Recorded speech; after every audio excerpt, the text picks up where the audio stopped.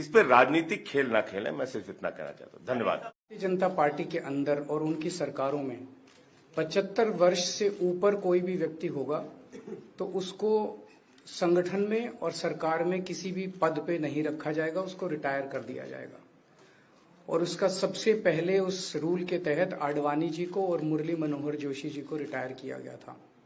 और उसके बाद तमाम यशवंत सिन्हा जी, सुमित्रा महाजन जी, कई लोगों को यहाँ टिकट नहीं मिली, कई लोग जो पद पे बैठे हुए थे उनको पद से इस्तीफा दिलवा के उनको हटाया गया, ऐसे कई सारे लोग हैं। तो अब अगले साल 17 सितंबर को प्रधानमंत्री मोदी जी 75 साल के होंगे और मोदी जी ने तय कर लिया है कि अमित शाह जी को वो अपना वारिस बनाएंगे और अमित शाह जी अगले साल 17 सितंबर को देश के प्रधानमंत्री बनाने का उन्होंने तय किया है मोदी जी ने।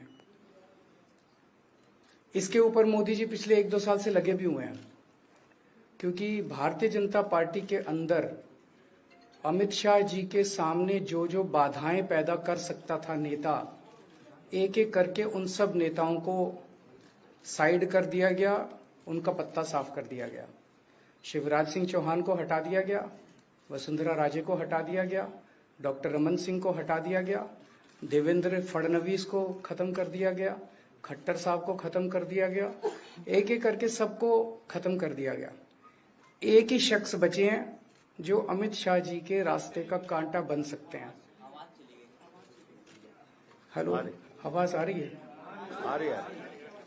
एक ही ठीक है, आ रही है। एक ही शख्स हैं जो कि उनके रास्ते का कांटा बन सकते हैं, वो हैं योगी आदित्यनाथ जी। अब योगी आदित्यनाथ जी को इन्होंने हटाने का पूरा मन बना लिया है और अगर इनकी सरकार बनी तो 2 महीने के अंदर योगी जी को भी उत्तर प्रदेश के सीएम से हटा दिया जाएगा। मैंने दिल्ली में 3-4 दिन पहले ये प्रेस कॉन्फ्रेंस की थी और ये दोनों मुद्दे उठाए थे।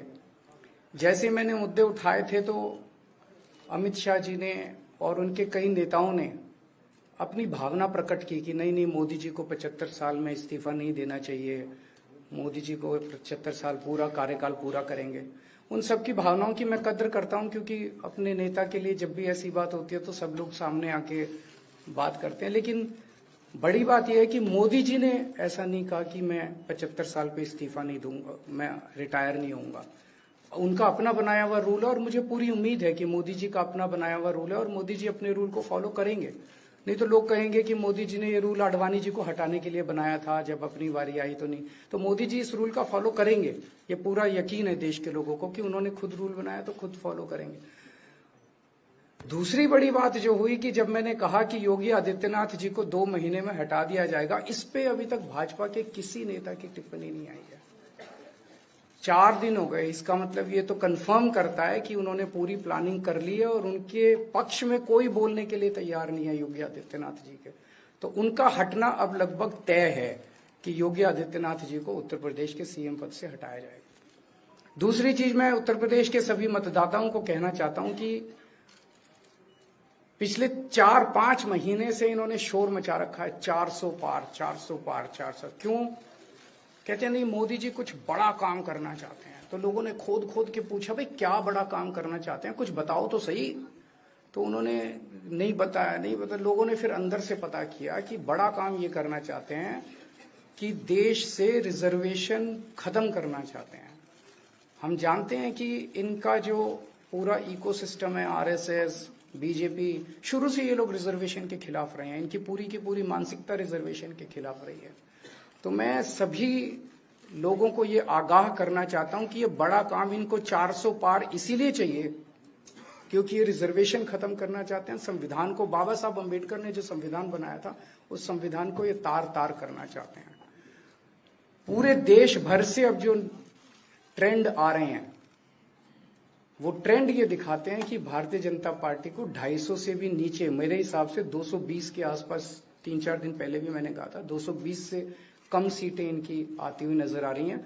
आप हिसाब लगा लीजिए। मैं हरियाणा होके आ रहा हूँ कल परसों, हरियाणा में इनकी बहुत कम हो रही हैं, दिल्ली में इनकी बहुत कम हो रही हैं, पंजाब में मुझे नहीं लगता इनकी कोई सीट आ रही है, कर्नाटक में इनकी काफी कम हो रही हैं, महाराष्ट्र में इनकी बहुत कम हो रही हैं, बंगाल में इनकी कम हो रही हैं, यूपी में इनकी कम हो रही हैं, बिहार में इनकी कम हो रही हैं, झारखंड में इनकी कम हो रही हैं, राजस्थान में इनकी कम हो रही है, तो इनकी सीटें आ कहां रही हैं?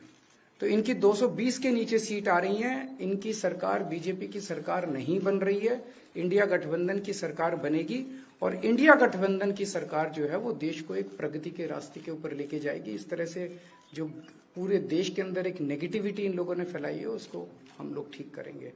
मैं अंत में उत्तर प्रदेश के सभी लोगों को अपील करना चाहता हूं कि इंडिया गठबंधन के, यहाँ पे सपा और कांग्रेस का गठबंधन है, इंडिया गठबंधन का जो जहां से कैंडिडेट है उसको भारी मात्रा में वोट देकर आप सब लोग जिताइए।